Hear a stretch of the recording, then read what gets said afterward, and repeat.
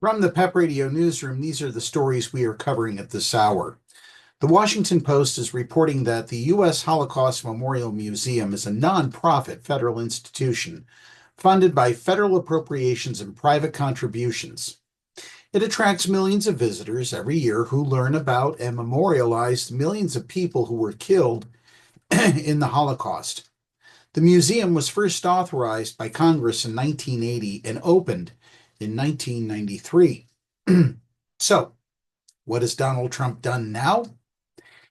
He terminated members of the board that oversees the U.S. Holocaust Memorial Museum appointed by former President Joe Biden, including Doug Emhoff, the husband of former Vice President Kamala Harris.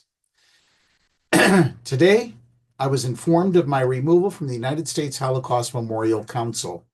Emhoff, who is Jewish and helped lead the Biden administration's fight against anti-Semitism, said in a statement posted to social media, "Holocaust remembrance and education should never be politicized.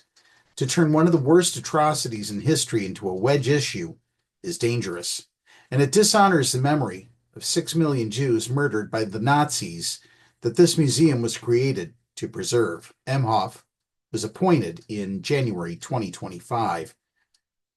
On Tuesday morning, some board members received a termination email from Mary Sprowls of the White House Presidential Personnel Office, according to board member Alan D. Solomont, a former U.S. ambassador to Spain appointed to the council by Biden in May 2023, who received the email. It read, "On behalf of President Donald J. Trump, I am writing to inform you that your position as a member of the United States Holocaust Memorial Council is terminated effective immediately.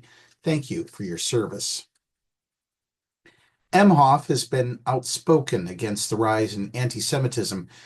John Feiner, the former Deputy National Security Advisor to Biden, said he was also terminated.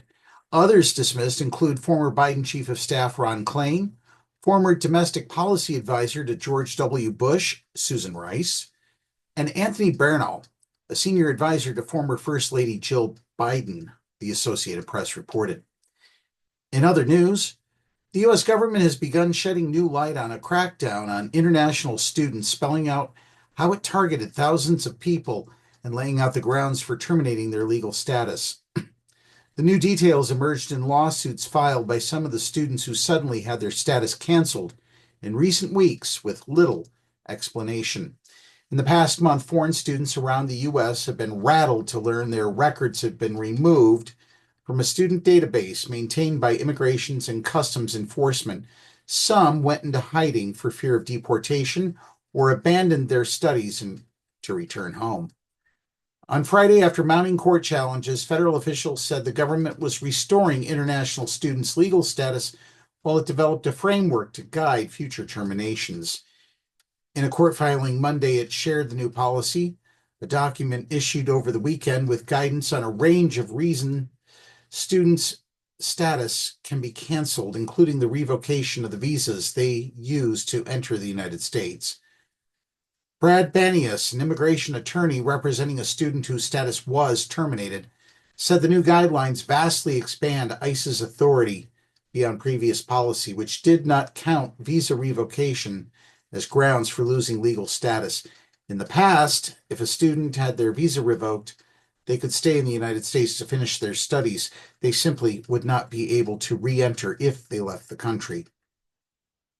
And finally, NPR is reporting that President Trump has signed 2 executive orders promising to unleash high-impact local police forces and to step up law enforcement pressure on, quote, criminal aliens, end quote.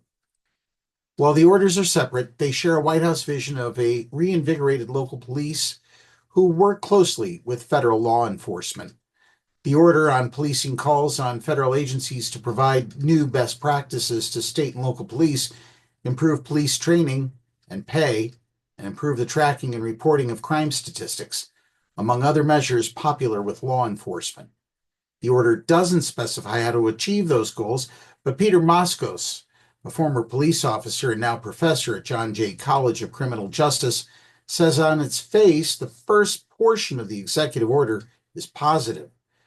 These are indeed things the federal government can do to make communities safer, says Moskos, who wrote Back from the Brink, an oral history of New York's historic decline in crime in the 1990s. But he doesn't like other portions of the order. One section titled Holding State and Local Officials Accountable calls on the Attorney General to pursue legal remedies against state and local officials for discrimination or civil rights violations connected to DEI initiatives, as well as obstruction of law enforcement officers carrying out their duties. As a total package, it's worrisome because of the excessive reach of the feds trying to control local policing, Moscow says. The threat of action over obstruction coincides with the signing of a second executive order on Monday that tells the Attorney General and the Secretary of Homeland Security to come up with a list of states and cities they believe are obstructing federal immigration enforcement. In the latest step in the administration's campaign against what it calls sanctuary jurisdictions. Previously, local jurisdictions that didn't cooperate with immigration and customs enforcement have faced the threat of funding cuts. Now, the White House says it may also pursue, quote, legal remedies for potential violations of federal law. Starting tomorrow, we will be posting additional news blasts on our YouTube channel that we will not be sharing here on PEP Radio. Be sure to subscribe to the PEP Radio channel for more LGBTQ plus news. That's the news at this hour. Up next, we have the Meadville weather forecast here on PEP Radio.